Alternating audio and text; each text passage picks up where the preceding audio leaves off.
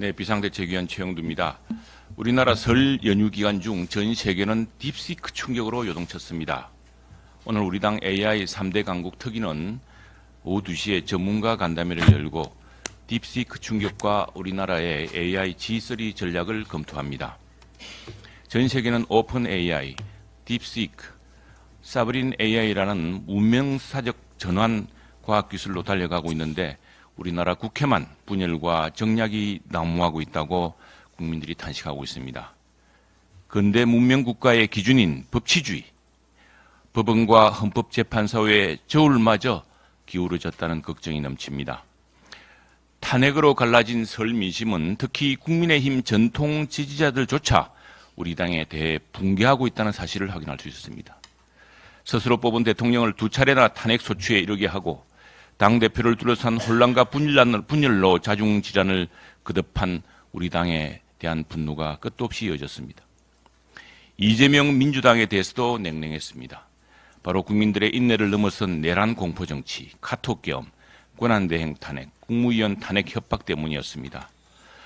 우리 국민들이 전 세계에 입증한 민주주의 회복 탄력성을 이재명 민주당 혼자 가로채고 계엄을 발동한 대통령도 헌법 절차에 따라 끝낸 계엄이 계속되고 있다고 우기며 스스로는 계엄사령관조차 엄두를 못 낸 완장짓을 해왔기 때문입니다.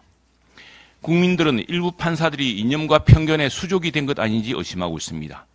자기 편이라고 생각되는 사건의 재판 시한을 엿가락처럼 늘리고 구속영장 기준도 여반장처럼 뒤집고 저울추처럼 엄정해야 될 양형 기준 대신 이중잣대를 들이대는 것 아닙니까? 라고 묻고 있습니다. 하지만 새로운 희망도 있었습니다. 2030 세대들이 과거의 지역주의, 이념과 진영을 넘어서서 우리나라의 미래를 기준으로 판단하고 있습니다. 나라가 잘못되는 것 아니냐는 자각도 커지고 있습니다.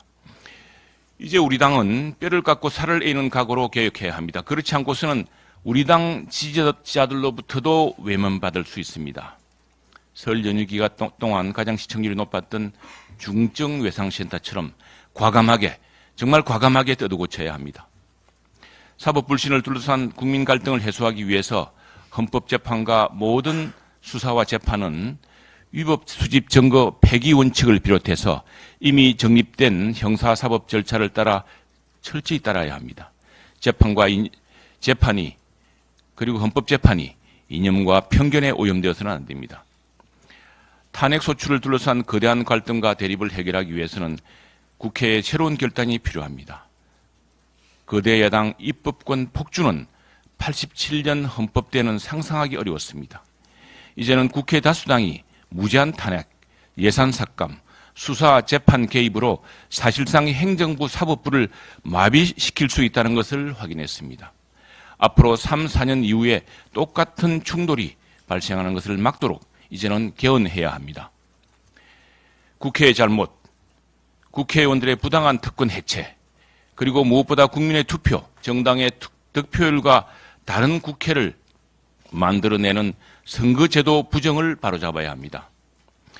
광복 80주년, 대한민국이 식민지로부터 해방되었던 이 광복 80주년의 봄에 우리는 대한민국 제도약의 기틀을 마련해야 합니다. 왜 어떤 나라는 잘 살고 어떤 나라는 똑같은 조건에도 못 사는가? 이것이 지난해 노벨 경제학상 수상자들의 화두였습니다. 그리고 바로 똑같은 지정학적 조건, 똑같은 민족인데도 번영했던 나라가 있었고 그것이 바로 대한민국입니다. 그 반대는 북한이었습니다. 이제 AI 과학기술로 세계 3대 강국으로 도약하고 동북아, 태평양, 인도양에서 평화 공동 번영의 기축국가로 다시 우뚝 세워야 합니다. 그래야 광복 80주년을 기점으로 대도약이 가능해집니다. 그래야 2030 젊은 세대에게 희망을 줄 수가 있습니다. 헌법과 법률에 따라서 헌정 질서를 되찾고 광복 80주년의 철저한 반성과 개혁으로 대한민국 국회 정당을 바로 세울 수 있도록 국민의힘이 최선을 다하겠습니다.